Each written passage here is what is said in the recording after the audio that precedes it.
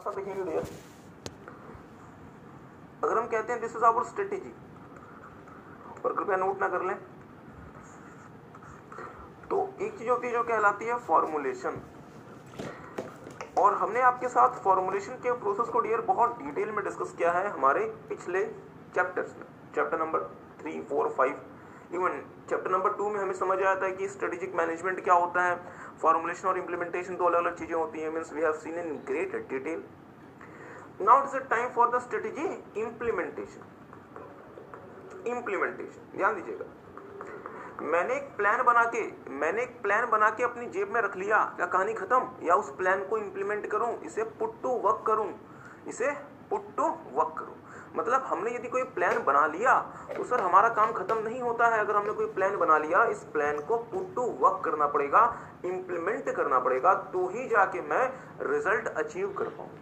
Agree करते हैं? इसका मतलब यह हुआ कि फॉर्मुलेशन और इंप्लीमेंटेशन जब दोनों ही अच्छे प्रकार से होगी तो मेरी स्ट्रेटेजी अचीव होगी, तो मेरे स्ट्रेटेजिक गोल्स मैं अचीव कर पाऊंगा।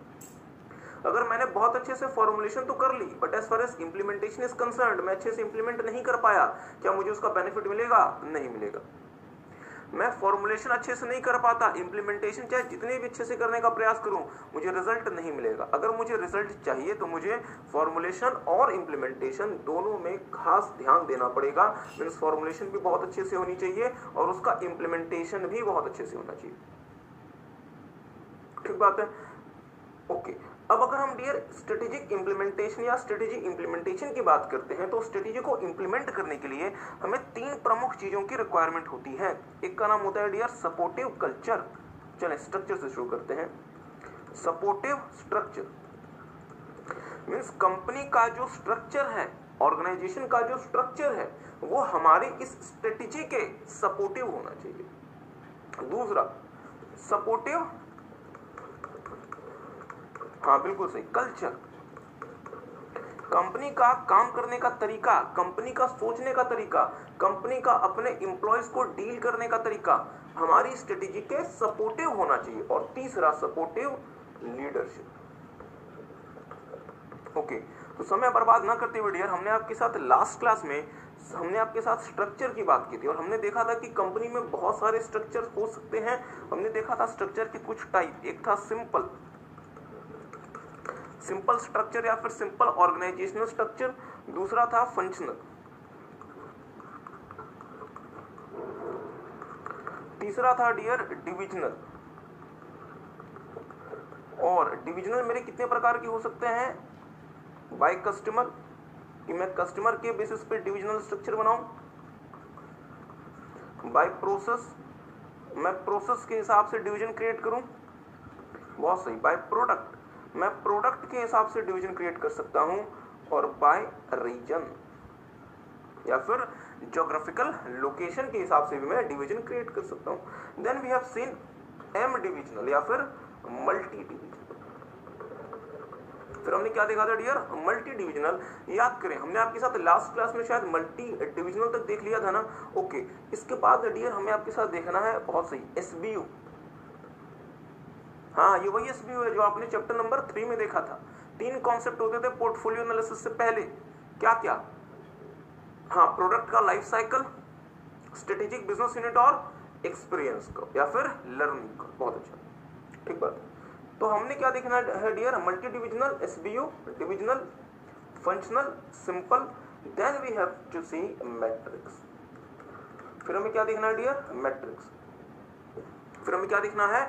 मैट्रिक्स। बहुत ध्यान से मेरी बात को सुनिएगा, बहुत ध्यान से। ये डियर हमारे traditional form of organisational structure कहलाते हैं, ट्रेडिशनल फॉर्म। इसके बाद डियर हमारा modern form of organisational structure आया, जिसमें हमें 2 प्रमुख प्रकार के ऑर्गेनाइजेशनल स्ट्रक्चर आपके साथ डिस्कस करने हैं। 2 प्रमुख प्रकार के, एक का नाम है डियर नेटवर्क और दूसरे का नाम है आवर क्लास। तो समय बर्बाद ना करते हुए कृपया अपने अपने रजिस्टर्स को ओपन करेंगे और लिखना शुरू करेंगे। हमने आपको डियर लास्ट क्लास में मल्टी डिविजनल के एडवांटेजेस और डिसएडवांटेजेस लिखवा दिए थे ना। Now it is a time to proceed further. और मेरे Our next 5th organizational structure is SBU, organizational structure. सबसे पहले अपन बैकग्राउंड देखते हैं SBU का, ठीक है. It is not relevant for the exam. In case of large enterprises having multi-product and multi-divisional system, managing them on the basis of multi-divisional structure where there is separate manager for each business can become quite complex. It becomes necessary to group those business division into the manageable number of strategic related business unit and then assign a manager who will accordingly make plan and manage those business unit. Historically, large companies used to group their business on territorial basis, which was not a statistically correct approach. Nowadays, a new concept called strategic business unit emerged for the such situation. हाँ, वो structure क्या था? Multi divisional structure. Multi divisional structure dear ये कहता है कि आप अपने हर एक बिजनेस को, हर एक डिवीजन के लिए एक अलग मैनेजर लगा दो और वो मैनेजर क्या करेगा, उस पर्टिकुलर बिजनेस या उस पर्टिकुलर डिवीजन के लिए, उस पर्टिकुलर बिजनेस या फिर उस पर्टिकुलर डिवीजन के लिए वो अलग से अपना ऑपरेशनल प्लान्स बनाएगा. मुझे एक बात सोच के बताया डियर, सोनी जैसी कंपनी, बहुत ध्यान से मेरी बात को सुनिएगा, सोनी जैसी कंपनी जो कि टीवी भी बनाती है और टीवी में जो चैनल चलता है उस चैनल को भी बनाती है. चलिए अजीब सी बात कैसी है, सोनी के क्या टीवी आते हैं? हाँ सर. और सोनी नाम का चैनल देखा है कभी आपने? हाँ, सूर्यवंशम. बिल्कुल सही, बच्चे ने बिल्कुल सही कहा. इसमें देखा? हाँ, सेट मैक्स. हर संडे को बच्चा सूर्यवंशम देखता है बैठ के. कौन सी? हाँ, जहर वाली खीर, जहर वाली खीर. बिल्कुल सही, बिल्कुल सही. तो थोड़ा सा मेरी बात पे ध्यान दीजिएगा. सोनी टीवी भी बनाती है, मींस हार्डवेयर, और टीवी पे जो चैनल चल रहा होता है उसको भी बना रही होती है, और उस चैनल में जो मूवीज आ रही होती है, मूवीज, उसको भी सोनी बना रही होती है. और सोनी के अपने सीरियल प्रोडक्शन हाउसेस हैं जहां पे सोनी छोटे, मतलब जहां पे सोनी टीवी शोज बना रही होती है. बताइए. इसके साथ साथ सोनी इलेक्ट्रॉनिक्स में बहुत बड़ा नाम है. आपको जान के हैरानी होगी डियर, जापान जैसे देश में सोनी रियल एस्टेट का काम भी करती है. प्लीज मेरी बात पर ध्यान दें. तो मुझे सोच के बताएं, सारा का सारा बिजनेस किसके नाम से या किस ग्रुप के तहत किया जा रहा है? सोनी. हाँ, सोनी प्ले स्टेशन को हम कैसे भूल सकते हैं? Gaming consoles, Sony PlayStation. अब मुझे एक बात सोच के बताएं डियर, अगर सोनी इतना बड़ा अंपायर है, चलिए सोनी की बात छोड़ दें, सोनी की बात छोड़ दें, हमारे देश की कंपनी रिलायंस ले लें. रिलायंस या कोई छोटा मोटा अंपायर है? It is also huge umpire. अगर सोनी इतना बड़ा अंपायर है डियर, और उसमें इतने सारे बिजनेसेस और इतने सारे डिविजन्स हैं, hundreds of businesses and hundreds of divisions, अगर आप हर एक डिवीजन के लिए अलग मैनेजर लगाएंगे, जो मैनेजर उसके लिए अलग से प्लान करेगा, उसके लिए अलग से ऑपरेशन उसका करेगा, उसे अलग से मैनेज करेगा, तो क्या ऐसी कंपनी को क्या मैं सोनी एज अ होल को मैनेज कर पाऊंगा? It will become very difficult. Sony को मैनेज करना बहुत मुश्किल हो जाएगा. बहुत ध्यान से मेरी बात को सुनिएगा, क्योंकि सोनी इतना बड़ा अंपायर बन चुका है. Are you guys getting? Soni में hundreds of businesses, hundreds of divisions हैं, और यदि मैं हर एक बिजनेस और हर एक डिवीजन के लिए यदि मैं सेपरेट मैनेजर लेकर गया, तो उन सबको मैनेज करने के लिए मेरे पास हंड्रेड्स ऑफ मैनेजर्स हो जाएंगे. तो क्या डियर मैं हंड्रेड्स ऑफ मैनेजर्स को लेकर कंपनी चला पाऊंगा? It will become very very very difficult. Are you guys getting? ये बहुत मुश्किल हो जाएगा. और ऐसे सिचुएशन में मेरे लिए परेशानी क्या होगी कि मैं कंपनी को सही प्रकार से रन नहीं कर पाऊंगा. मैं तो डियर अपने मैनेजर्स को ही रन नहीं कर पाऊंगा. मेरे कंपनी के जो बड़े बड़े मैनेजर्स आएंगे तो पूरी फील्ड भर जाएगी हमारे मैनेजर्स से. प्लीज ध्यान दें. तो सर जी फिर कहना क्या चाहते हो? फिर क्या हुआ डियर? फिर इसके बाद क्या हुआ? फिर अलग अलग कंपनीज ने क्या किया? ज्योग्राफिकल एरिया बेसिस पे या फिर टेरिटोरियल बेसिस पे अपने बिजनेस को रन करना शुरू किया. टेरिटोरियल बेसिस पे. मेरी बात पर थोड़ा सा ध्यान देंगे. मैं मानता हूं कि आपको ये बातें थोड़ी सी अजीब सी लग सकती हैं, बट डियर आप चार्टर्ड अकाउंटेंट बनने वाले हैं, और थोड़ा सा इंटरेस्टिंग बात आपको ये ध्यान देना पड़ेगा कि स्ट्रेटेजिक मैनेजमेंट का नाम का जो सब्जेक्ट है ये सीए फाइनल में नहीं है. सर जी नहीं है, ये तो खुशी की बात है. नहीं, खुशी की बात नहीं है, ये परेशानी की बात है. अगर स्ट्रेटेजिक मैनेजमेंट सीए फाइनल में होता तो उसका एडवांटेज ये रहता कि आपको यहाँ पे बहुत एडवांस लेवल की चीजें नहीं पढ़नी पड़ती, और इंस्टीट्यूट आपसे ये एडवांस लेवल की चीजें सीए फाइनल में पूछता है. IT, information technology CA final में नहीं है, इसलिए जितना आईटी एक चार्टर्ड अकाउंटेंट को चाहिए वो सारा इंटर लेवल करो. जितना एसएम एक सीए को चाहिए वो पूरा इंटर लेवल पे पढ़ना पड़ेगा। पर डियर जितना टैक्स एक सीए को चाहिए होता है वो पूरा इंटर लेवल पे नहीं पढ़ना होता। इंटर लेवल पे तो आपको टैक्स के दर्शन कराए जाते हैं, टैक्स रियलिटी में क्या है ये तो आपको फाइनल में समझ आएगा। आई होप आपको बात समझ आएगी। तो इसलिए डियर हमें स्ट्रेटेजिक मैनेजमेंट में बेसिक चीजें भी इंस्टीट्यूट ने पढ़ने को दी है और एडवांस लेवल की चीजें भी हमें पढ़ने को दी है, जो कि हम आपके साथ दोनों पढ़नी पड़ेंगी। मेरी बात पे थोड़ा सा ध्यान दीजिएगा, मेरी बात पे थोड़ा सा ध्यान दीजिएगा। हम आपको सोनी का एक सिचुएशन एनालाइज कराते हैं। सोनी डियर टीवी बनाता है, लैपटॉप बनाता है, अदर इलेक्ट्रॉनिक अप्लायंसेस बनाता है, टीवी चैनल भी चलाता है, मूवीज भी चलाता है, मूवीज का भी इसका प्रोडक्शन हाउस है और म्यूजिक का भी इसका काम, इसका म्यूजिक का भी काम है। बहुत ध्यान से मेरी बात को सुनिएगा।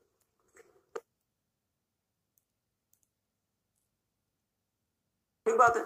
और सोनी अमेरिका में भी काम करते हैं, सोनी अमेरिका में भी काम करते हैं। बहुत ध्यान से मेरी बात को सुनिएगा। सोनी के मैनेजर्स या सोनी पहले क्या यूज करता था, एम डिविजनल या फिर multi divisional structure. But multi divisional में सर जी परेशानी क्या है? परेशानी ये डियर कि मुझे हर एक बिजनेस या हर एक डिवीजन के लिए सेपरेट मैनेजर मुझे सेपरेट मैनेजर रखना पड़ेगा और वो सेपरेट मैनेजर मेरा हर एक बिजनेस या फिर डिवीजन को अपने हिसाब से चलाएगा। और यदि मेरे पास लार्ज नंबर ऑफ बिजनेसेस हैं तो मेरे पास मैनेजर्स की संख्या बहुत ज्यादा हो जाएगी। और सिर्फ ये परेशानी नहीं है, साथ में अलग अलग डिविजन आपस में ढंग से कोरिलेट भी नहीं कर पाएंगे। तो सोनी ने कहा कोई बात नहीं, अमेरिका में हम TV, laptop, other electronic appliances, channel, music, movie सब कुछ चलाते हैं। तो हम एक काम करेंगे, हम पूरे अमेरिका के लिए एक मैनेजर रखेंगे, पूरे अमेरिका के बिजनेस के लिए एक मैनेजर रखेंगे जो कि हमारा टीवी का बिजनेस भी देखेगा, लैपटॉप का बिजनेस भी देखेगा, जितने हम इलेक्ट्रॉनिक अप्लायंसेस बेचते हैं उसका बिजनेस भी देखेगा, टीवी चैनल का काम भी देखेगा, स्पोर्ट्स चैनल का काम भी देखेगा, जो हम मूवी प्रोड्यूस करते हैं वो भी देखेगा और जो हम म्यूजिक प्रोड्यूस करते हैं वो भी देखेगा। मुझे बस पूछ के बताएं, क्या टीवी के लिए टीवी मतलब हार्डवेयर, टीवी के लिए और टीवी चैनल के लिए सेम स्ट्रेटेजी काम कर जाएगी? मतलब जो स्ट्रेटेजी लगा के मैं मार्केट में टीवी बेचता हूं, क्या वही स्ट्रेटेजी लगा के मैं अपना टीवी चैनल मार्केट में पॉपुलर कर लूंगा, टीआरपी लेकर आ जाऊंगा, बढ़िया बढ़िया शोज बना लूंगा? नहीं सर, टीवी बेचना एक अलग बात होती है, टीवी चैनल चलाना एक अलग बात होती है। क्या मेरी बात आप समझ पाए? बट सोनी को इससे मतलब नहीं था। सोनी ने क्या किया, अपने सारे के सारे डिविजन्स को एक बक्से में डाला, भले एक डिवीजन दूसरे से रिलेट ना करे, हमें कोई मतलब नहीं है, और वो सारे के सारे डिविजन्स को एक बक्से में डाला और इस व्यक्ति को मैनेज करने के लिए दिया। क्योंकि हम मल्टी डिविजनल स्ट्रक्चर से परेशान हो चुके थे जहां हर एक के लिए हम अलग अलग मैनेजर लगाएंगे। आई होप आपको बात समझ आ रही है। तो डियर हमने क्या देखा कि कंपनीज ने टेरिटोरियल बेसिस पे अपने बिजनेस को मैनेज करना शुरू कर दिया। और टेरिटोरियल बेसिस पे जो आप बिजनेस को मैनेज करेंगे, यहाँ सबसे बड़ी खामी ये होती है कि अलग अलग बिजनेसेस या अलग अलग डिविजन जो है वो आपने अननेसेसरली एक दूसरे के साथ चिपका दिया, जिसका आपस में हो सकता है कि कोई तालमेल ना हो। प्लीज मेरी बात को ध्यान दें, जिसका आपस में कोई तालमेल ना हो। क्या टीवी और टीवी चैनल को मैनेज करने की स्ट्रेटेजी सेम होगी या सर जी अलग अलग होगी? अलग अलग होगी। हाँ सर, टीवी हो सकता है मूवीज और म्यूजिक की स्ट्रेटेजी थोड़ी बहुत सिमिलर हो, बट डियर आपको जान के हैरानी होगी कि अगर आप मूवी प्रोड्यूस करते हैं और अगर आप म्यूजिक प्रोड्यूस करते हैं तो उन दोनों को भी मैनेज करने की स्ट्रेटेजी सेम नहीं होती। एग्री करते हैं? जैसे देखें ना, भारत देश में क्या होता है, बहुत बार मूवी बहुत बड़ी हिट हो जाती है बट लोगों को समझ ही नहीं आता कि उसमें गाना कौन सा था। और बहुत बार क्या होता है कि म्यूजिक की फिल्म के जो सॉन्ग्स वो बहुत हिट हो जाते हैं, लोगों को पता ही नहीं होता कि फिल्म कौन सी है। क्या मेरी बात आप समझ पाए? इसका मतलब डियर मूवीज और म्यूजिक को मैनेज करने का भी हमारी जो अप्रोच होगी वो अलग अलग होगी। तो सर इन शॉर्ट बोलना क्या चाहते हो? इन शॉर्ट हम सिर्फ ये कहना चाहते हैं डियर कि हमने जब देखा कि मल्टी डिविजनल हमारे लिए बहुत ज्यादा परेशानी का कारण बन गया, बहुत ज्यादा लेंदी बन गया, और अगर हम अपने बिजनेसेस को टेरिटोरियल बेसिस पे चलाएंगे, मींस ज्योग्राफिकल एरिया की बेसिस पे चलाएंगे, और एक बिजनेस दूसरे बिजनेस से यदि आपस में रिलेट नहीं करेगा और मैं एक ही मैनेजर को दोनों बिजनेसेस चलाने के लिए बैठा दूंगा तो कैसे काम चलेगा? तो एक नया अप्रोच मार्केट में आया जो कहलाता है एसबीयू, स्ट्रेटेजिक बिजनेस यूनिट। बहुत ध्यान से मेरी बात को सुनिएगा, इसके बारे में आपने ऑलरेडी बहुत सारी नोटिंग की हुई है। याद करें चैप्टर नंबर 3 से आपने लिखा था एसबीयू क्या होता है, रिलेटेड बिजनेसेस का ग्रुप, और यदि कोई बिजनेस किसी और से रिलेट नहीं हो सका तो हम उसे अलग एसबीयू बना देते हैं। एसबीयू के लिए हम एक मैनेजर रखते हैं जो उसके लिए प्लानिंग करेगा, जो उसके परफॉर्मेंस के लिए जिम्मेदार होगा। एसबीयू के कॉम्पिटिटर मार्केट में हमारे बाकी कॉम्पिटिटर से अलग हो सकते हैं। एसबीयू का मिशन बाकी मिशन से अलग हो सकता है। एसबीयू की प्लानिंग हमारी कंपनी के बाकी बिजनेस के प्लानिंग से अलग से की जा सकती है। तो ये डियर हमारे एसबीयू के कुछ खास फीचर्स हैं। बट अब आपको समझ आएगा कि एसबीयू की हमें जरूरत क्यों पड़ी। बहुत ध्यान से मेरी बात को सुनिएगा। हमने कहा कि सर जी ये जो है ना, let's say these 10 are the, आपको इसे बनाना नहीं है, ये 10 क्या है, सोनी कंपनी के डिवीजन है, और डिवीजन 1 जो है वो डिवीजन 9 के साथ स्ट्रेटेजिकली रिलेट करता है, और साथ में डिवीजन जो हमारा 7 है ये भी स्ट्रेटेजिकली रिलेट करता है। तो एक काम करो, डिवीजन 1 को उठाओ, 7 को उठाओ और 9 को उठाओ, इनको एक एसबीयू का नाम दे दो, इसको एक एसबीयू का नाम दे दो और एक मैनेजर लगा दो जो अब इस एसबीयू को मैनेज करेगा। ध्यान दीजिएगा मेरी बात से। और आपने क्या किया, एक मैनेजर लगा दिया, ये हमारा एसबीयू 1 मैनेजर कहलाएगा, जिनका काम क्या है डियर कि वो डिवीजन 1, 7 और 9 को मैनेज करेंगे, क्योंकि ये तीनों डिवीजन आपस में रिलेट करते हैं, इनमें आपस में स्ट्रेटेजिक कनेक्शन है। क्या मेरी बात आप समझ पा रहे हैं? दूसरा हमने देखा सर हमारा division 2, division 5, division 10, division 10, division 2, 5, division 10, division 8 और डिवीजन 4, ये भी आपस में स्ट्रेटेजिकली रिलेटेड है। तो मैं इसे एसबीयू 2 बना दूंगा और इसके लिए मैं लगा दूंगा डियर एसबीयू 2 मैनेजर, जो कि अब इन 5 एसबीयूज को मैनेज करेगा। हमने देखा कि सर ये हमारा डिवीजन नंबर 3 है, जो बाकी तो किसी से भी रिलेट नहीं करता, बट ये हमारी कंपनी के लिए बहुत क्रूशियल डिवीजन है। मान लीजिए अगर हम बात करें सोनी की, तो सर जी सोनी को क्या अपनी ऑडियो क्वालिटी स्ट्रॉन्ग रखनी पड़ेगी, क्योंकि अगर आप फोन बनाएंगे उसमें भी स्पीकर चाहिए, अगर आप रेडियो सिस्टम बनाएंगे उसमें भी स्पीकर चाहिए, अगर आप म्यूजिक सिस्टम बनाए, चाहे कार के लिए चाहे घर के लिए, चाहे आप लैपटॉप बनाए, कुछ भी बनाए, वॉकमैन बनाए, उसमें आपको ऑडियो क्वालिटी अच्छी चाहिए। तो हमारा जो डिवीजन 3 है ये हमारा ऑडियो का मामला दिखता है, ऑडियो का बिजनेस दिखता है। तो सर डिवीजन 3 बाकी तो किसी से रिलेट नहीं करता, बट चूंकि ये अगेन हमारे लिए बहुत महत्वपूर्ण है, तो हमने डिवीजन 3 को लेके सिर्फ एक सेपरेट एसबीयू बना दिया, इसको हमने नाम भी दे दिया एसबीयू 3, और इसके लिए हमारा मैनेजर कौन होगा, एसबीयू 3 मैनेजर। क्या मेरी बात आप समझ पाए?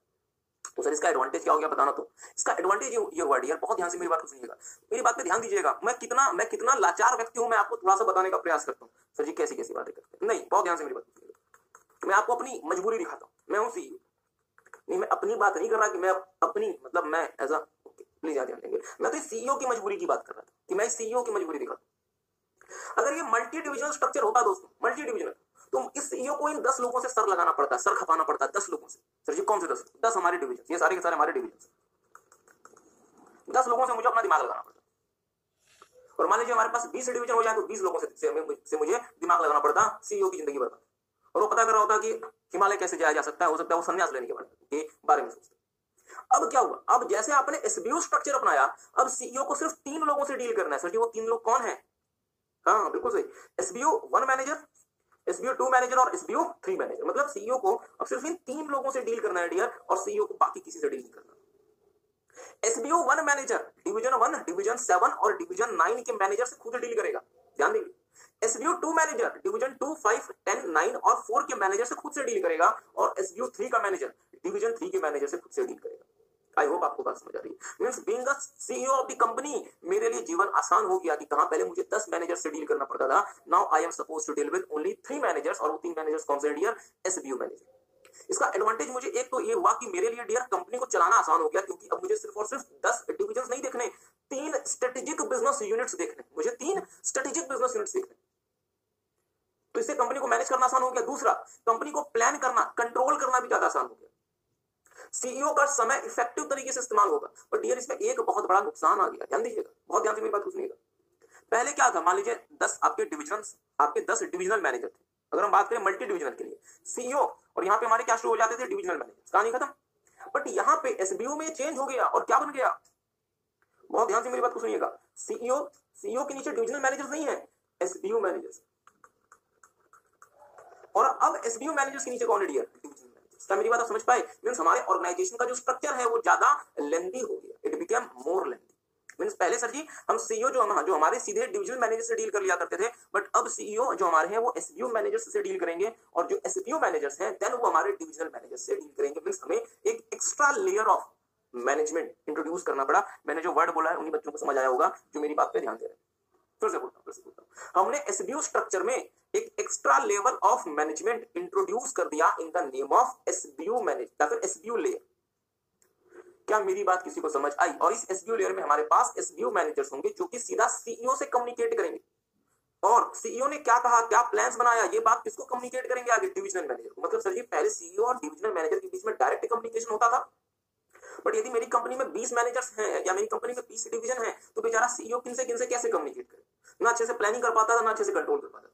इस परेशानी को दूर करने के लिए हमने अपने अलग अलग डिविजन्स को स्ट्रेटेजिक वे में जो भी सिमिलैरिटी है उनको पकड़ा और एक एक एसबीयू का नाम देते गए। जो डिवीजन किसी से भी मैच नहीं करता, मींस वो यूनिक है और वो यदि मेरी कंपनी के लिए महत्वपूर्ण है, तो मैंने उसे सेपरेट एसबीयू बना दिया। S simple. तो एक काम करेंगे, थोड़ा सा लिखना शुरू करेंगे, क्योंकि यहाँ तो मैं कुछ लिखेंगे थोड़ा सा जल्दी लिखेंगे। Major features of Major features of the SBU structure are: first thing is to create the SBU where strategically similar divisions are grouped together and treated as SBU strategic business unit। तो जो भी divisions है जिनका similar strategy जो strategically similar हैं उन्हें साथ में ग्रुप किया जाएगा, उसे नाम दिया जाएगा SBU। Those divisions which are not related to the other division may be considered as a separate SBU. After creating the SBU, managers are appointed to manage the SBUs. The SBU manager are responsible for the planning and performance of the SBU and directly report to the head office. Now, SBU structure consists of 3 layers of the management. First is top or corporate layer manager managed by the CEO. Second layer, SBU layer managed by SBU manager, and third one is divisional layer managed by divisional managers.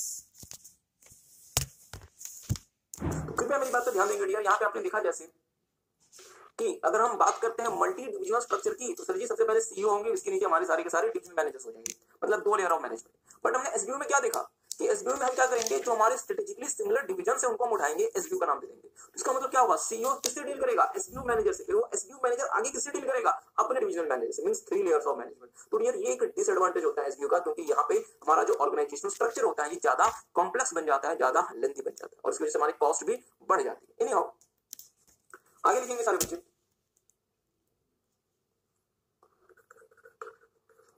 The SBU structure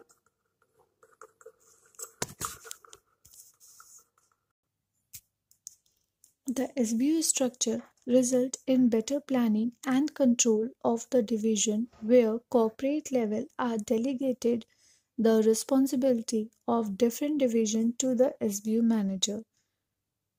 This is the biggest advantages of the SBU.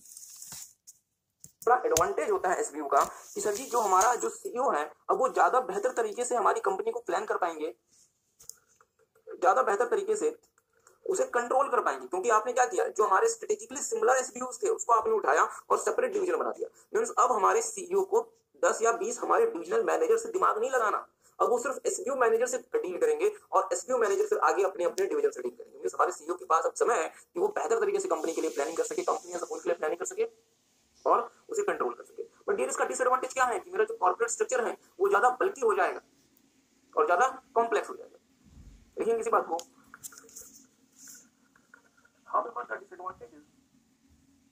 However, the disadvantages of SBU is corporate structure may become bulky and complex due to the additional layer of the management called SBU layer.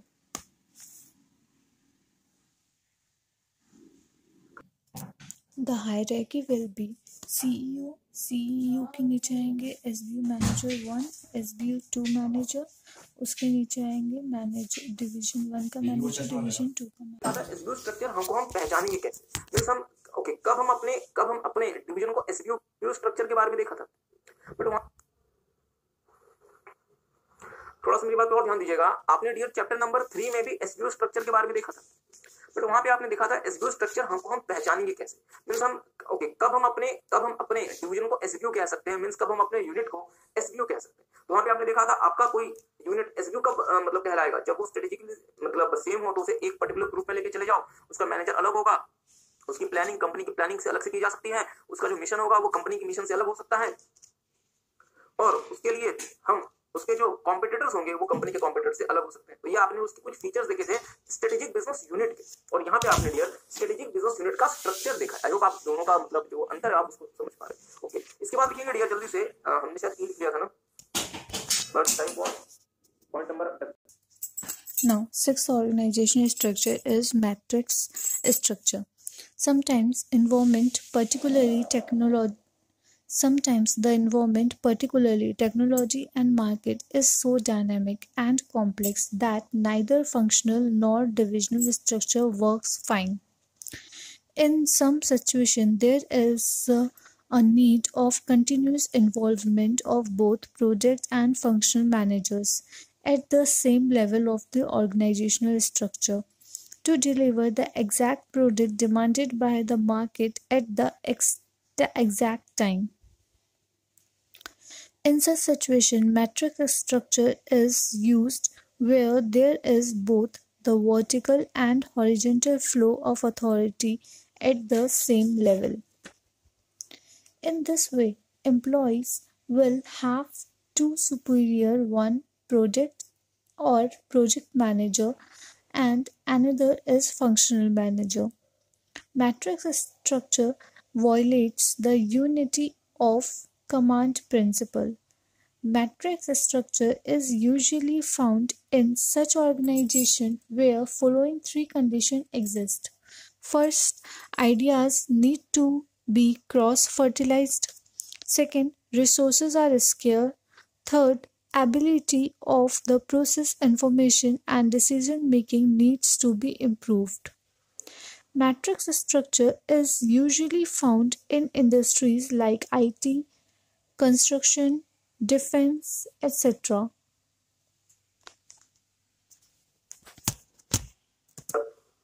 बहुत बार क्या होता है कि situation बहुत तेजी से बदल रही होती है। बहुत बार क्या होता है कि सिचुएशन बहुत तेजी से बदल रही होती है, एनवायरनमेंट बहुत तेजी से बदल रहा होता है। हम जो टेक्नोलॉजी इस्तेमाल करते हैं या हमारे कस्टमर की जो टेस्ट और प्रेफरेंस है उसमें बहुत तेजी से परिवर्तन आ रहा होता है। ऐसे सिचुएशंस में डियर आपको अपने कस्टमर के एग्जैक्ट रिक्वायरमेंट के हिसाब से एग्जैक्ट समय पे प्रोडक्ट या सर्विस डिलीवर करनी होती है। सर जी मतलब सुनिए, मेरी बात पर ध्यान दीजिएगा। आप बच्चे लेट्स से गेम खेलते हैं पबजी, या जो बच्चे पबजी नहीं खेलते उन्होंने लेट्स से गेम खेला होगा, कभी एंग्री बर्ड्स खेली होगी आपने, या कभी आप लेट्स से ये मतलब एक गेम आता है शायद छोटा भीम, किसी ने खेला छोटा भीम? मैंने ही खेल लिया छोटा भीम। चलिए कोई भी आप गेम खेलते हैं, मेरी बात पर ध्यान दीजिएगा, कोई भी आप गेम खेलते हैं। अब लेट्स अंग्रेज जो है जो इस गेम को जनरली कोड करते हैं, क्योंकि भारत देश में तो यार बहुत सारे गेम कोड नहीं होते। अंग्रेजों का एक बहुत फेमस त्योहार है जिसका नाम है क्रिसमस, ठीक है। अब लेट्स से मेरी बात पर ध्यान दीजिएगा, क्रिसमस मनाया जाता है 25 दिसंबर को। लेट्स से मैं गेम बनाता हूं जिसका नाम है एंग्री बर्ड्स, और मैं क्रिसमस के लिए खास अपडेट लेकर आना चाहता हूं। क्रिसमस के लिए मैं खास अपडेट लेकर आना चाहता हूं, तो मुझे वो अपडेट कब तक लॉन्च कर देनी चाहिए? क्रिसमस के 10 दिन बाद, या क्रिसमस के सर कम से कम 5-6 दिन पहले, ताकि लोग क्रिसमस से इंस्पायर्ड हैं, क्रिसमस के चक्कर में लोग उस गेम को ज्यादा खेलें और उस गेम में ज्यादा इन-ऐप परचेजेस मींस गेम जो आप खेलते हैं तो आप गेम के अंदर जो मतलब पेमेंट करके जो चीजें खरीदते हैं आप खरीद सके, ताकि इससे बिजनेस को फायदा हो। आई होप आपको बात समझ आ रही है। तो डियर मेरी बात पर ध्यान दीजिएगा, जैसे क्रिसमस बीत गया, जैसे 25 तारीख बीत गई, क्या 26 तारीख को उस अपडेट को लाने की कोई कीमत या कोई अहमियत है? नहीं है। इसका मतलब ये डियर, यदि मैं एंग्री बर्ड्स का डेवलपर, बहुत ध्यान से मेरी बात को सुनिएगा, मेरी हालत को समझने का प्रयास कीजिए। यदि मैं एंग्री बर्ड्स का डेवलपर हूं तो मुझे मेरे मार्केटिंग मैनेजर की बातों को भी सुनना है। मार्केटिंग मैनेजर मुझे बताएगा कि आपको किस समय तक आपको कौन सा फेस्टिवल का अपडेट लेकर आना है। क्रिसमस आ रही तो फिर क्रिसमस का अपडेट लेकर आए, जैसे भारत में हम होली बहुत अच्छे से मनाते हैं तो होली का अपडेट लेकर आए, दिवाली का अपडेट लेकर आए, हाँ जो भी फेस्टिवल आपको उसका अपडेट लेकर आना। और ये बात मुझे कौन बताएगा? मेरा मार्केटिंग मैनेजर। मतलब मैं यदि एंग्री बर्ड्स का प्रोग्रामर हूं, मैं यदि एंग्री बर्ड्स की कोडिंग कर रहा हूं तो मुझे कॉन्टिन्यूसली मार्केटिंग मैनेजर की भी बात सुननी है, और डियर साथ साथ मुझे कॉन्टिन्यूसली अपने प्रोडक्ट मैनेजर की भी बात सुननी है, मुझे अपने प्रोडक्शन मैनेजर की भी बात सुननी है, क्योंकि मुझे कोडिंग करना किसने, मेरी कोडिंग को कौन कंट्रोल करता है? मेरा जो प्रोडक्शन मैनेजर या जो सॉफ्टवेयर इंजीनियर टीम है वो कंट्रोल करती है। इसका मतलब ये वर्ड यार कि मैं यदि एंग्री बर्ड्स का कोडर हूं तो मुझे 2 लोगों की एक तरफ से मेरे पास अथॉरिटी आ रही है। कहां से? एक तो सर जी आपके पास अथॉरिटी आ रही होगी मार्केटिंग टीम से या फिर R&D टीम से, और दूसरा आपके पास जो ऑर्डर्स आ रहे होंगे वो आ रहे होंगे आपके प्रोडक्शन टीम से, क्योंकि आप उसी टीम का हिस्सा। इसका मतलब ये वर्ड है कि मैट्रिक्स स्ट्रक्चर हमारा ऐसा स्ट्रक्चर है जहां पे अथॉरिटी वर्टिकली फ्लो करती है, मतलब ऊपर से नीचे, और दूसरा हॉरिजॉन्टली फ्लो करती है, मतलब एट द सेम लेवल। और ऐसे स्ट्रक्चर को हम नाम देते हैं डियर मैट्रिक्स स्ट्रक्चर। और मैट्रिक्स स्ट्रक्चर तभी इस्तेमाल होता है जब हम जिस एनवायरनमेंट में काम करते हैं उस एनवायरनमेंट में टेक्नोलॉजी या कस्टमर की रिक्वायरमेंट बहुत तेजी से परिवर्तित हो रही है, और ना हम यहाँ पे फ्रैक्शनल यूज कर सकते हैं, ना हम यहाँ पे डिविजन यूज कर सकते हैं, ना हम यहाँ पे मल्टीपल यूज कर सकते हैं, ना हम यहाँ पे यूज कर सकते हैं। We cannot use anything. हम क्या यूज कर रहे होते हैं डियर? हम क्या यूज कर रहे होते हैं?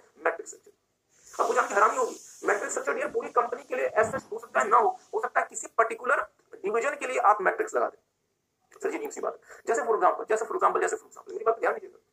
मान लीजिए रिलायंस इंडस्ट्रीज ने अपने आप को मैनेज करने के लिए एसबीयू को चुना कि हम अपनी कंपनी को एसबीयू के तहत मैनेज करेंगे, और रिलायंस इंडस्ट्रीज का एक डिवीजन है आईटी, और रिलायंस इंडस्ट्रीज भी मोबाइल एप्स बनाती है, और रिलायंस इंडस्ट्रीज उस मोबाइल ऐप के डिवीजन में क्या कर सकती है, मैट्रिक्स लगा सकती है। तो इसके हम आपको डिटेल में लेके नहीं जा रहे क्योंकि मैट्रिक्स के ऊपर एक पूरी किताब लिखी गई है कि मैट्रिक्स स्ट्रक्चर इंप्लीमेंट कैसे होता है और क्या होता है। एनीहाउ हम कुछ बेसिक बातें आपके साथ करते हैं, मेरे साथ साथ देखेंगे।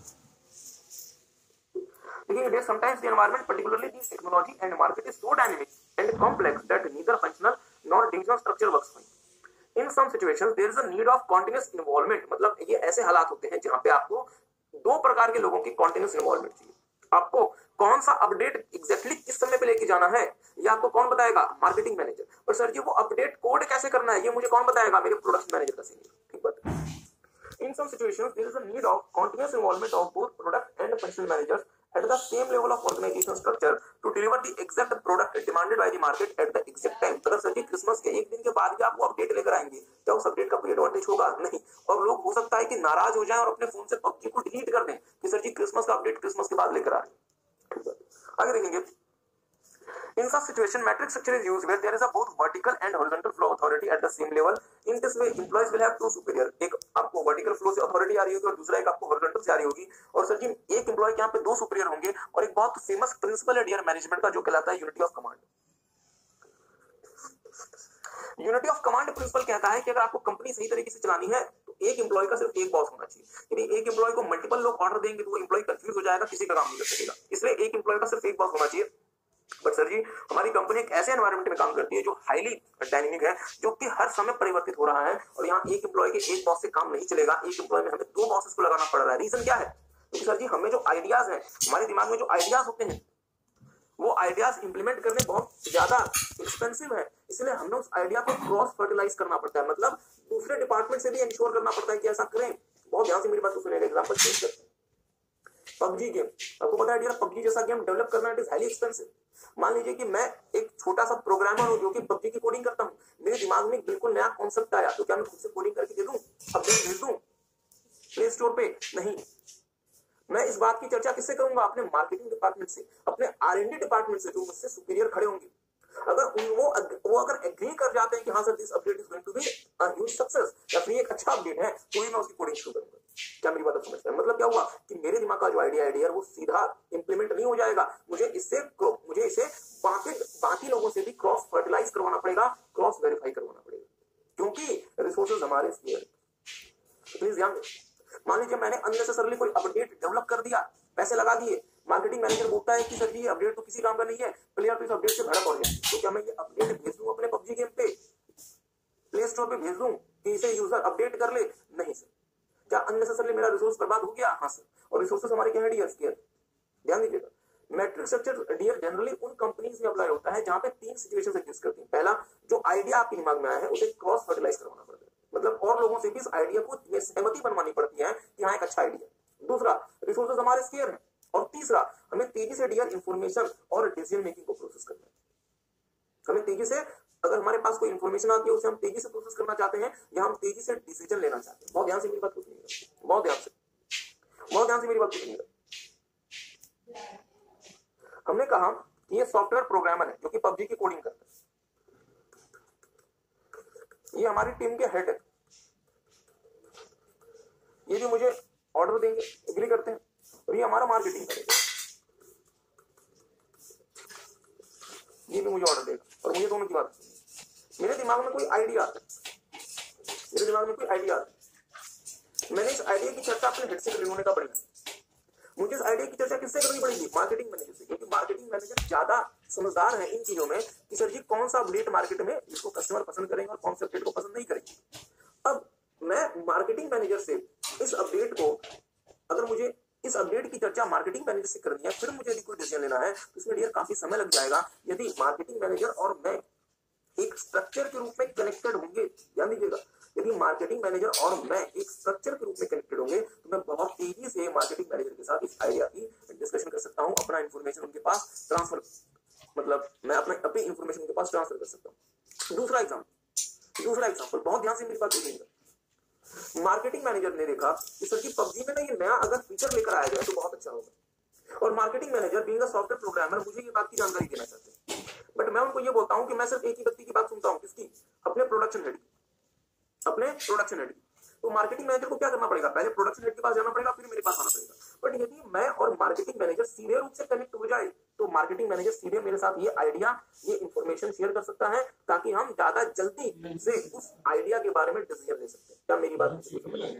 तो यार हमारे मैट्रिक्स स्ट्रक्चर से एडवांटेज क्या होता है कि हम तेजी से अपने इंफॉर्मेशन को प्रोसेस कर सकते हैं और डिसीजन मेकिंग को हम तेजी से कर सकते हैं। मतलब यदि कंपनी को अपने आइडियाज को क्रॉस फर्टिलाइज करवाना है, रिसोर्सेज आपके पास स्केयर है, और यदि आपको तेजी से अपने इंफॉर्मेशन को प्रोसेस करना है, बनानी है, तो आपको मैट्रिक्स स्ट्रक्चर का चुनाव करना चाहिए। ठीक बात है। तो मेरे साथ साथ देखेंगे, फोटो बनाएंगे मेरे साथ साथ, अगले पेज में आएंगे।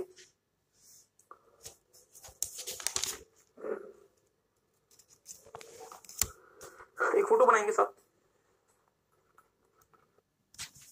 The hierarchy will be CEO, CEO के नीचे आएंगे head product manager, head marketing manager और head R&D manager. Now head marketing manager के नीचे आएगा एम्प्लॉय और हेड प्रोडक्ट मैनेजर के नीचे आएगा प्रोडक्ट मैनेजर। अब जो प्रोडक्ट मैनेजर है वो एम्प्लॉय से डायरेक्टली कांटेक्ट कर सकते हैं, that is a matrix structure. दे सकते हैं, वो भी इनके पास अपनी बातें पहुंचा सकते हैं। मींस ये जो एम्प्लॉय है यार, यहाँ इसके पास एक वर्टिकल अथॉरिटी भी आ रही है ऊपर से नीचे, और दूसरा एक हॉरिजॉन्टल अथॉरिटी भी मूव कर रही है। तो इस ऐसे स्ट्रक्चर को हम नाम देते हैं यार मैट्रिक्स स्ट्रक्चर। तो जल्दी से आगे लिखेंगे। The main issue with the matrix structure is that it may result in conflict and clash of the power among the different divisions. Hence, organization adopting the matrix structure must have very clear understanding of the role and responsibilities. Davis and Lawrence has proposed 3 distinct phases for development of matrix structure. These are: first, cross-functional task force; second one is product or brand management; third one is mature matrix. Let's see one by one. First one is cross-functional task force. When a product line is introduced that need the dual flow of authority, a temporary cross-functional task force headed by the project manager is used. Second one is product or brand management. In the second phase, cross-functional task force is made permanent and the project manager become the product or brand manager. Here the functional structure is still the primary structure while the product or brand manager act as the integrator. Third one is the mature matrix. This is the final phase in the development of the true dual authority structure. Both the functional and the product structure is made permanent and employees are connected to both vertical functional manager and horizontal product manager. Both the managers have equal authority. मेरी बात करिए, थोड़ा सा ध्यान दीजिएगा। जैसे कि आपने इस वाले फोटो को देखा, इस वाले फोटो में आपने देखा कि सर जी हमारा जो एम्प्लॉय है, इस एम्प्लॉय के ना 2 बॉस हैं। एक हमारे पास वर्टिकल जो हमारा जो मार्केटिंग मैनेजर वो हमारा बॉस, और दूसरा हमारा जो प्रोडक्ट मैनेजर है वो हमारा बॉस।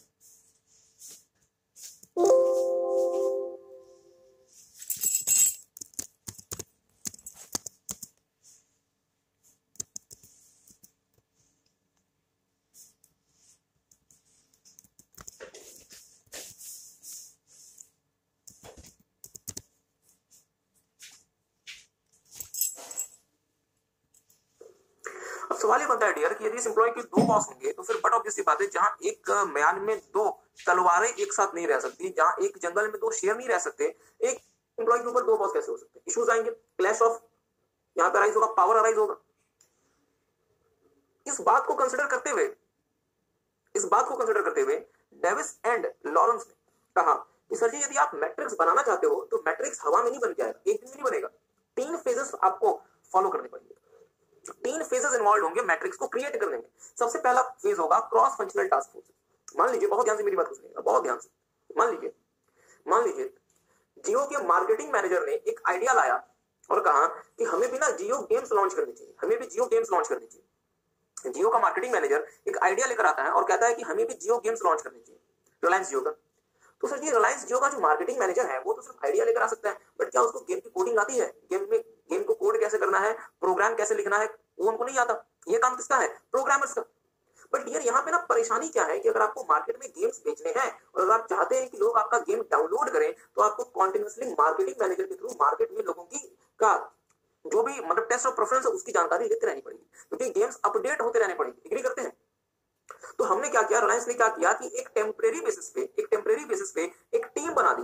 जो टीम क्या करेगी, गेम्स की कोडिंग करेगी। और इस टीम के एम्प्लॉइज को ऑर्डर कहां से आ रहे हैं? मार्केटिंग मैनेजर से। और हमने इसके साथ एक प्रोजेक्ट मैनेजर रख दिया, जो प्रोजेक्ट मैनेजर का काम है कि तुम इस गेम को डेवलप करवाओ। ध्यान दीजिएगा, मार्केटिंग मैनेजर का क्या काम है? गेम कैसा होना चाहिए, आपको मार्केट में लोगों का टेस्ट ऑफ प्रेफरेंस बताया वो बताएं।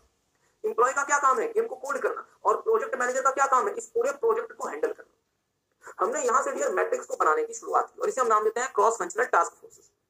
अगर ये सही काम करेगा तो मैं इस प्रोजेक्ट को जो मैंने शुरू किया है मैं इसे परमानेंट कर दूंगा और हम गेम नाम का नया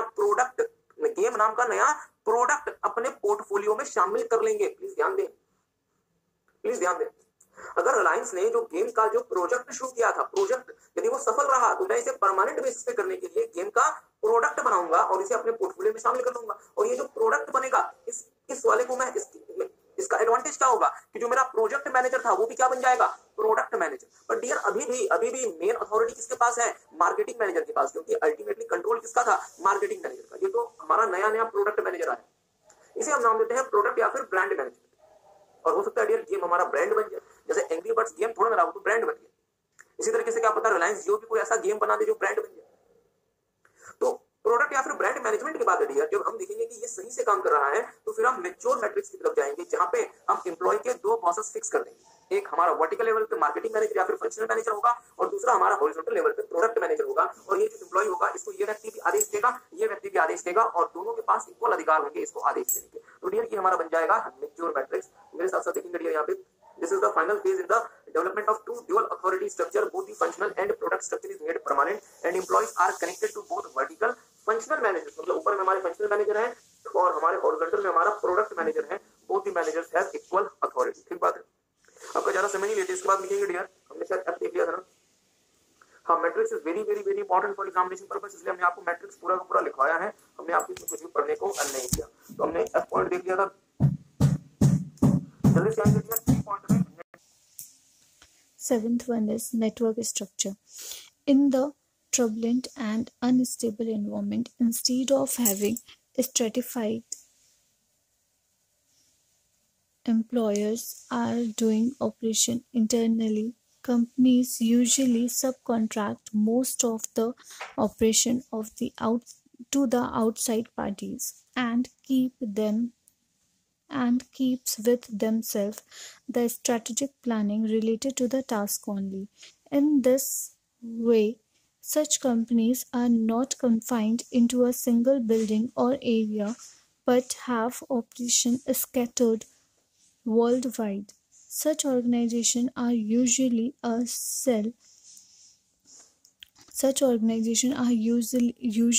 shell, which is the series of independent firms linked by the computer.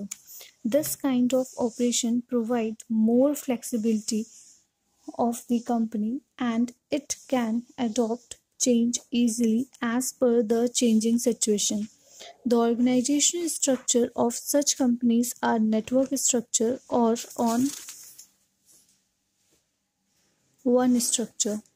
This kind of structure is more suitable in unstable environment. Companies like Puma, Reebok, Nike, etc. uses this structure. Okay, तो अब मेरी बात पे बहुत ज्यादा ध्यान दीजिएगा, आपकी पूरी अटेंशन यहाँ होगी। मेरी बात पे ध्यान दीजिएगा। कभी कभी हम जिस एनवायरनमेंट में काम करते हैं वो एनवायरनमेंट बहुत ज्यादा कॉम्प्लेक्स होता है और बहुत ज्यादा अनस्टेबल होता है। जैसे कब कब हमारे बायर का टेस्ट ऑफ प्रेफरेंस बदल जाए, कब उसे कोई नया ब्रांड अच्छा लगने लगे, कब उसे कुछ नई चीज पसंद आ जाए, हमें नहीं पता। अगर मैं ऐसे सिचुएशन में काम करता हूँ डियर, तो क्या मुझे अपने यहाँ खुद की फैक्ट्रीज बनानी चाहिए, खुद के सैलरीड एम्प्लॉयज रखने चाहिए, खुद सारा काम करना चाहिए, या मुझे ये चीजें आउटसोर्स कर देनी चाहिए, मतलब थर्ड पार्टी लोगों से करवानी चाहिए, ताकि अगर मान लीजिए हमारे बायर का टेस्ट ऑफ प्रेफरेंस बदल गया तो हमारी फैक्ट्रीज हम अपने पास नहीं रखेंगे जिसमें हमें चेंज करना पड़ेगा, हम अपने आउटसाइड पार्टी से वो काम करवाएंगे, अपना लोगो लगवाएंगे और हम अपने नाम से बेचेंगे। और यदि हमारे बायर का टेस्ट ऑफ प्रेफरेंस बदल गया तो नई फैक्ट्री बनाने की सरदर्दी हमारी नहीं है, नई फैक्ट्री बनाने की सरदर्दी मेरे सप्लायर की है जिसको मैंने काम आउटसोर्स किया। आई होप आपको बात समझ आ रही है। तो ऐसे स्ट्रक्चर को हम नाम देते हैं डियर नेटवर्क। तो ऐसी कंपनीज होती है डियर, वो कंपनी सारा का सारा कुछ एक तरह से आउटसोर्स कर देती हैं और अपने पास सिर्फ और सिर्फ प्लानिंग का काम रखती है, स्ट्रेटेजिक प्लानिंग का काम रखती है। जैसे फॉर एग्जांपल आपको जान के हैरानी होगी, विदेशों में जो टी शर्ट्स बिकती हैं, पूमा की, रिबॉक की, एडिडास की, ये dear T shirts majority Bangladesh में बनती है और उसमें लोगो किसका लगता है, एडिडास या पूमा का, और वो भी कहाँ रही है, बांग्लादेश में। मींस एडिडास जैसी कंपनीज ने डियर एक सिंगल फैक्ट्री खुद की नहीं बनाई, वो सारी की सारी फैक्ट्रीज या तो बांग्लादेश में है, या तो वियतनाम में है, या तो चाइना में, और बांग्लादेश में भी वो फैक्ट्री एडिडास की नहीं है। हो सकता है कि बांग्लादेश में वो फैक्ट्री किसी बांग्लादेशी कंपनी की हो और एडिडास उस बांग्लादेशी कंपनी से गुड्स परचेज करता है। मींस एडिडास क्या बन गया, बांग्लादेशी कंपनी का बायर बन गया, और एडिडास क्या करेगा, अपने सारे के सारे प्रोडक्ट्स को, अपने सारे के सारे मैन्युफैक्चरिंग काम को उसने बांग्लादेश और वियतनाम जैसी कंपनीज, मतलब जैसे देशों में कंपनीज को आउटसोर्स किया। इससे एडिडास को क्या फायदा हुआ कि एडिडास को इंटरनली अपना प्रोडक्शन नहीं करना पड़ा, इंटरनली उसे कुछ नहीं करना पड़ा, और वो सारा का सारा फोकस जो है वो स्ट्रेटेजिक प्लानिंग पे करेगा। क्योंकि हमारा जो एनवायरनमेंट है, कोई अनस्टेबल है और दूसरा ये बदल रहा है, तो हम अपनी पूरी की पूरी अटेंशन कहाँ रखना चाहते हैं, अपनी प्लानिंग प्रोसेस पे रखना चाहते हैं। उसका मतलब ये वर्ड यार कि जो एडिडास है ये मेनली कंपनी कहाँ की है, जर्मनी की, और सर जी इसका जो हेड ऑफिस कहाँ है, जर्मनी में, बट इसकी फैक्ट्रीज एक तरह से कहाँ है, बांग्लादेश में, वियतनाम में, चाइना में, भारत में तो नहीं है, इंडोनेशिया में। तो इसका मतलब ये वर्ड है कि जो एडिडास है वो स्कैटर हो गया, मतलब बिखर गया दुनिया के अलग अलग हिस्सों में, और वो किसी सिंगल बिल्डिंग में या किसी सिंगल एरिया में कन्फाइंड नहीं है। उसकी जो फैक्ट्रीज है वो दुनिया के अलग अलग देशों में है, और उसकी फैक्ट्री दुनिया के अलग अलग देशों में अलग अलग लोग चला रहे हैं। और एडिडास का जो हेड ऑफिस है जर्मनी में, वो बांग्लादेश से भी, वियतनाम से भी, इंडोनेशिया से भी, चाइना से भी लिंक है। कैसे? Through the computer network, through the computer network. और इसी से हमारा एक स्ट्रक्चर क्रिएट हुआ which is known as network organisation structure, या फिर नेटवर्क स्ट्रक्चर, क्या किसी को बात है। इसका डियर एडिडास को क्या एडवांटेज है कि एडिडास को इंटरनली कुछ नहीं करना पड़ा, सब कुछ बाहर की पार्टीज कर रही है। अगर एनवायरनमेंट में कोई चेंज आता है, मेरे बाहर की टेस्ट ऑफ प्रेफरेंस बदल गई, तो मैं ज्यादा तेजी से अपने आप को चेंज कर लूंगा। मींस मुझे फ्लेक्सिबिलिटी बहुत ज्यादा मिल गई। और Adidas in reality is what, Adidas को अगर आप देखें तो ना तो उसके पास मैन्युफैक्चरिंग है ना कुछ, मतलब वो एक शेल है, एक खोल है जो सिर्फ और सिर्फ स्ट्रेटेजिक प्लानिंग का काम करता है, बाकी सारा का सारा काम उसने आउटसोर्स किया। तो देखेंगे dear this kind of okay, this kind of structure is more suitable in the unstable environment, or the companies like Puma, Reebok, Nike etc uses this structure। हाँ, Adidas भी इस्तेमाल करता है, तो आप Adidas का नाम भी ले सकते हैं। ओके, तो भैया हम आपके साथ लास्ट प्रकार का हमारा ऑर्गेनाइजेशन स्ट्रक्चर करेंगे which is known as hourglass structure। तो ध्यान से लिखेंगे, हमने शायद F लिख लिया था, जो G लिख लिया था। Hourglass structure. In today's world, information technology has significantly altered the functioning of the organization, due to which the role played by the middle-level managers are diminishing, and their task is increasingly performed by IT tools. So these companies have a structure which is widest at the bottom, narrow at the middle, and wide at the top. Such a structure is called hourglass structure.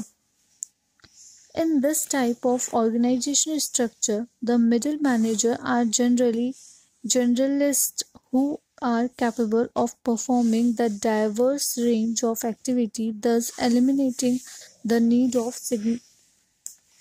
specialists. Advantages: cost involved is low, decision making is quicker and easier, and third advantage is organization become more responsive to market changes.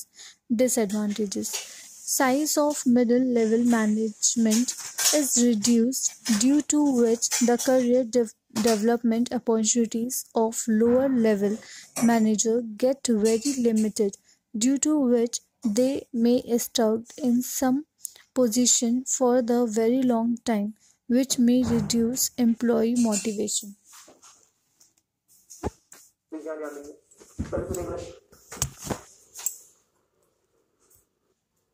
Class तो और लगेगी and we will okay. तो अब आप सबने देख लिया। अब मेरी बात बेटे थोड़ा सा ध्यान दीजिएगा, पहले थोड़ा सा समझते हैं आवर ग्लास होता क्या, व्हाट इज आवर ग्लास। आपने डियर हॉलीवुड मूवीज में या फिर वो कुछ ऐसी होती थी, ओके ये कलर थोड़ा सा लाइट हो गया, और मतलब एक पर्टिकुलर टाइम पूरा हो गया और जनरली 1 घंटा पूरा हो गया।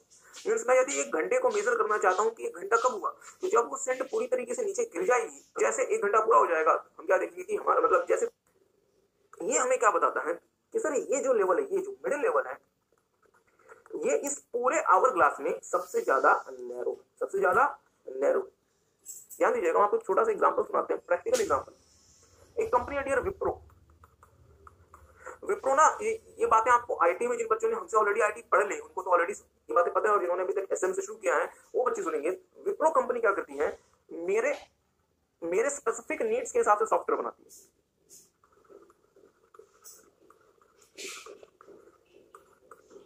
मान लीजिए मैं अगर एमएस ऑफिस खरीद के लाता हूं तो वो माइक्रोसॉफ्ट ने अकॉर्डिंगली मेरे रिक्वायरमेंट के हिसाब से नहीं बनाया, वो तो माइक्रोसॉफ्ट ने जनरल मार्केट के हिसाब से बनाया।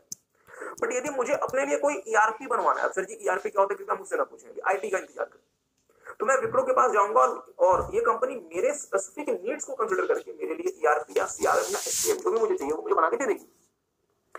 अब होगा क्या, मान लीजिए कि एक कंपनी है एबीसी लिमिटेड, इस कंपनी ने विप्रो को कहा कि हमें ईआरपी बना के दे दो, 100 करोड़ रुपए का कॉन्ट्रैक्ट हुआ, हमें ईआरपी बना के दे दो। मींस इसका क्या आइडिया है कि हमें ईआरपी की कोडिंग करनी है। ईआरपी की कोडिंग जनरली कौन करते हैं, लोअर लेवल एम्प्लॉय। जैसे ईआरपी की कोडिंग हो गई, इस ईआरपी सॉफ्टवेयर को एबीसी को देने से पहले क्या हमें चला के देखना पड़ेगा कि सही प्रकार से काम कर रहा है या नहीं, कस्टमर की रिक्वायरमेंट के हिसाब से बना है या नहीं, कस्टमर मेरा सेटिस्फाइड होगा या नहीं।